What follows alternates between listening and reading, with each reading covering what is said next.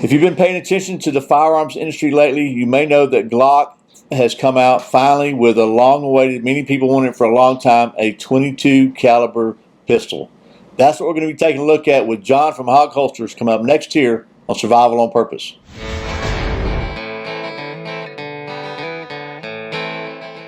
This video is sponsored by my friends at Sportsman's Guide, where I've been a Buyers Club member for several years now. Buyers Club members get free shipping on orders over $49, including ammo. So I really appreciate Sportsman's Guide being a channel sponsor, and I really encourage you to go check them out. I think you'll be glad you did. Welcome back to Survival on Purpose, your home for information and gear reviews related to camping, survival, and general preparedness for regular folks. My name's Brian. Thanks for joining me. I'm here with John Abbott from Hawg Holsters, and we were wrapping up our SHOT Show trip here, and we're about to head home.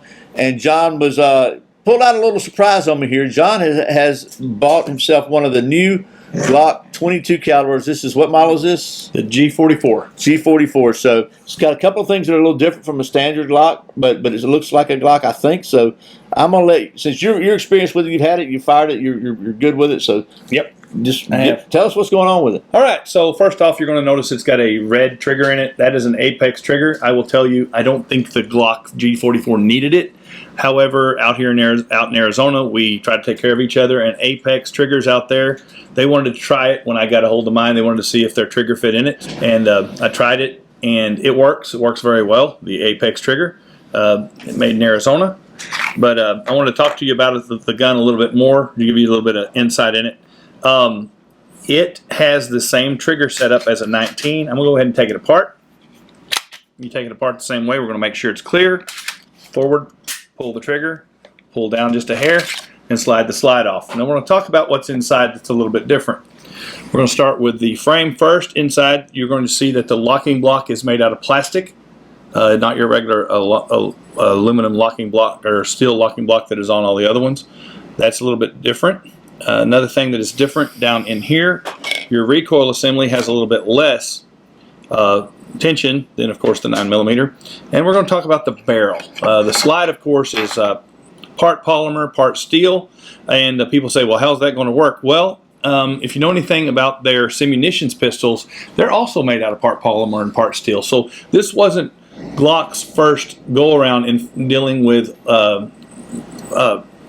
projectiles and cartridges that have less energy in order to operate the slide. So they use some, I'm sure that they used some of the technology they've learned in running simunition pistols in order to make this work. Now, here is your barrel, your chamber and barrel. And you will notice, if you were comparing this to a 9mm, that the barrel is offset from the top. And I believe the reason that they did that was so that the rimfire, which a 22 is a rimfire, the rimfire would line up with the firing pin channel. So I've not taken the back of the slide off the slide plate cover of that and played around with the firing pin, but I believe that if I did, I would find the firing pin to be pretty much the same as the G19, G23, and all of that with location. It's just that by offsetting the barrel, they've actually been able to make the G22 striker hit the rim of the 22 long rifle. Let's talk about a little bit about my experience on the range with it. First, I noticed also in the barrel, like it's missing the standard lugs like a standard Glock barrel. Right. Yeah, it does, because I believe it stays straight when it's firing, okay. And that will allow, when the threaded barrel comes out, for you to be able to use a suppressor on it with the threaded barrel. Yeah. So firing it at the range, I only took one. We literally picked it up when we were in preparation to leave and go to SHOT Show on Friday morning. Took it to the range with some ammunition.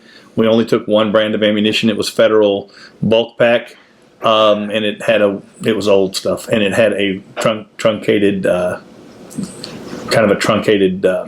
projectile. It fed fine. If you tried to push down on the slide stop, it could hit on the side of it. But that happened very seldom, maybe a couple of times out of about approximately 300 rounds fired. There's some videos that's going to be up on my YouTube channel next week of us firing it. I'm going to be trying it with more ammo, different ammo, but so far it has worked absolutely great. Accurate little firearm. Very good for practicing. Like Glock said about it, start with perfection, stay with perfection. I believe that if this gun had come out back when I was teaching concealed carry, I can honestly say this is the gun that all of my students that hadn't touched a firearm yet would have fired first. That's how satisfied I am with it, because it is all of your mechanics from this transfer right over to a Glock 19, a Glock 26, a Glock 43X, a Glock 48. You're very, very used to that. One of the most popular firearms in the self-defense industry. Yeah, so you've got all the ergonomics. You can practice a lot cheaper for gun handling and manipulation, and really the only difference is going to be the recoil. I mean, the difference is going to be the recoil, and that's good, because when I first started Tracy out shooting 10 years ago, actually more like 14 years ago, they didn't have this, and I was going to have her shooting the Glock 19. I actually loaded what they call bunny farts. I loaded 9mm, downloaded it, so there was less recoil. So she wasn't fighting to overcome the habits that regular recoil causes from a firearm, and she became extremely proficient and accurate shooting that. And you know, the more you shoot well after you've received instruction, you know, people say practice makes perfect. Practice doesn't make perfect. Practicing something correctly will make you really good at doing that correctly. But if you only practice what you know, you get really good at doing it, and what you're doing is wrong, you get really permanent at doing it wrong. So the thing of it is this pistol will allow people to train early without dealing with the recoil, and later on when you introduce the 9mm to them, or the 40 caliber or the 45, they're going to already know, okay, I'm flinching, and they'll be able to correct that by using a firearm like this in order to overcome those bad habits. It gives them a chance to develop, like you said, develop the right habits. Good trigger press, good everything. So, yep.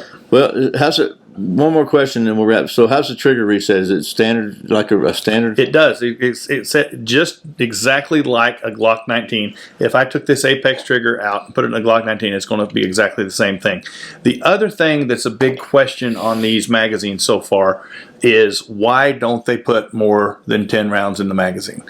And I can tell you that I've had some very reliable 22 caliber firearms that I used for years to instruct. One was a Ruger Mark III. A lot of those have 10 rounds in them, and I will tell you, because of the shape of the 22, I'm not really offended by putting a 10 round in a trainer firearm. And one reason that I'm not offended by them putting only 10 rounds in it is because when you're using it to train, I have seen a lot of people train accuracy by volume instead of accuracy by accuracy. And I'm used to be really good at shooting a rifle, and one thing that I attribute that to is when I was a kid, I started out with an old pump BB gun, and you had to pump it about 10 times, and you had to shoot it rather quick or it lost energy. So I learned to make that one shot count. And the thing is, with a 10 round trainer, 22s, when you add more than 10 rounds, they can start getting weird if it's in a straight magazine. Because it's a rimfire, so it's kind of it's kind of hard to double stack them anyway, because they just don't work as well. And you like to keep track of how many rounds you're shooting, especially in training with people that are new around guns. And you can count to 10. A lot of people can count to 10, but you got a lot of the trainers are former military, and they got two hands. So if you got to count to more than 10. All right. With that, we will say thanks, John, for checking out the. By the way, he can say that because he's a Marine. Yeah, exactly. But we'll check. Thanks for giving us kind of a quick look at this. I was really curious about it. I think it's and you made a really good point about the simunitions deal. So as far as their experience there, it's not something they just came up with out of the blue. And I take from holding it, it's just like holding the Glock 19. So I think it's got a lot of potential. Thanks again. Be sure and check out Hawg Holsters, by the way, and you can save 10% by using the coupon code Survival on Purpose. So thanks for watching Survival on Purpose. I really appreciate your support. Once again, my name is Brian. Remember, survival is not an accident, so be prepared. I'll see you next time.